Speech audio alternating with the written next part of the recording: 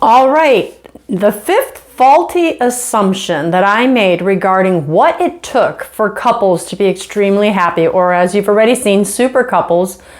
Again, I was mistaken, but remember, all of these assumptions that I had were based on what I was watching with my eyes and what I assumed to be true.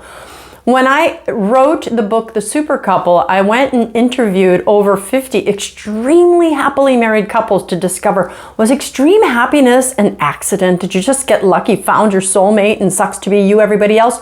Or was there a formula? And if you've been watching these videos or watched me for any time now, you know there absolutely is a formula. And that's why I wrote this book, The Super Couple, a formula for extreme happiness in marriage. So what I started in the book was chronicling those assumptions of what I thought it took to have an extremely happy marriage that I later found out was faulty. So today's number 5. The faulty assumption I had today is that optimists could never be married to pessimists. I mean, that just couldn't happen. Well, guess what? I found that to be wrong as well. Nearly, not all, but nearly every one of my super couples was an optimist married to a pessimist. And it kind of surprised me because, again, I'm coming from my own marriage and things I saw in couples that where things just didn't seem to jive. And here's my rationale. I am an optimist. I see, as you always hear, the cup half full. I always see the possibilities in people and things. And, you know, even if someone's having a rough day, I'm like, you know what, they're just, maybe it's just a rough day. They're a good person. I have a friend in prison and I see the best in him because I know what he did was really bad. But he also is a good man who made a very bad decision on that particular day. So I have the ability, the skill set, the gift from God, perhaps, to see what is good. It doesn't make it false. It just means I see a side of it that maybe a pessimist wouldn't see. Well, pessimists are the optimists. Pessimists tend to see the ugly sides of things, the negative side, what can go wrong. And if you ask a pessimist, they will always say, I have never found a pessimist, well, maybe the negative of the negative say, yeah, I'm a pessimist. But most of them, recognizing that there's a negative connotation in the word pessimist, say, well, I'm not really a pessimist. I consider myself a realist. And I'm like, yeah, okay, so am I. It's just that you see all the really bad things that happen in life, and I see all the really good things that can happen. So pessimists, consider themselves people who are the only ones seeing reality, and that if you see things too positively, you can't possibly be seeing reality. I could have this argument all day. We're both seeing reality from different sides, right?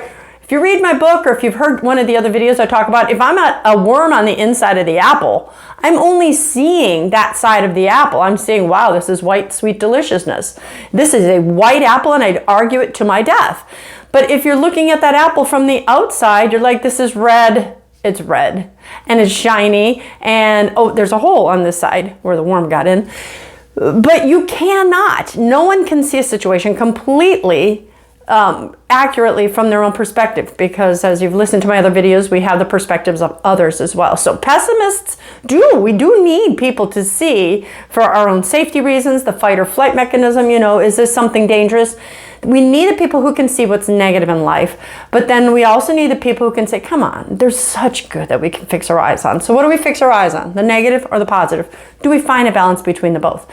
So when I interviewed these couples and I discovered that they're nearly all optimists or married to a pessimist, I was scratching my head. And I have to tell you, of all the parts of the formula, this one took me a while. I was like, what am I looking at? Because I see something different in you guys than I see in others.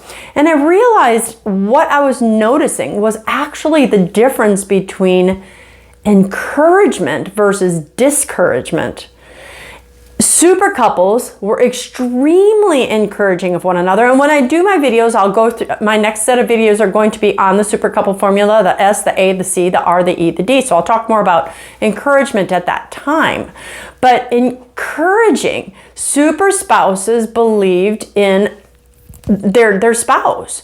You know what? If anybody can run a half marathon, you can. I know you just lost 20 pounds. You can do it. So you start out with one foot in front of the other. You start walking that thing. You start maybe running a half mile, and eventually you'll build up to it. So super couples need their spouse to encourage them to do better. And we don't necessarily need them, but it's like if you don't have the encouragement of your spouse, it is so much harder to do things, especially if, and I love my husband, you have a husband like me who's a discourager. I shouldn't say who is, who used to be. My husband's a good man and he gets it. Now we both get it. We've both studied these couples and figured out what we were doing wrong, and now we are actively doing those things right. So my husband used to be a discourager, and that's really where my questioning came from. It's like, discouraging people are often, well, yeah, sure, you can write a book, but most books don't sell that much. Yeah, you could get a podcast, but most of them no one knows anything about. Yeah, you could start a business. I believe you can, but most businesses fail. I want to shoot myself, because what happens with discouraging people is they are toxic. You want to run from them. It's like, I just want to get you out of my life because I need to be surrounded by people who believe in me, people who will tell me that I can succeed and do things well. But if you are married to this discouraging person, it is like a millstone hanging on your neck, an albatross. You're like, oh.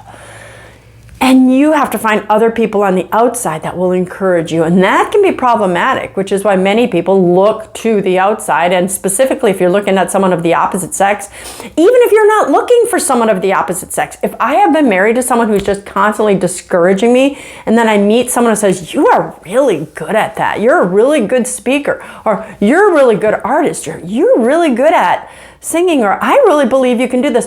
If we start having our tanks filled by others, we love that because it's fuel, it's food, it's what we need to survive, to live.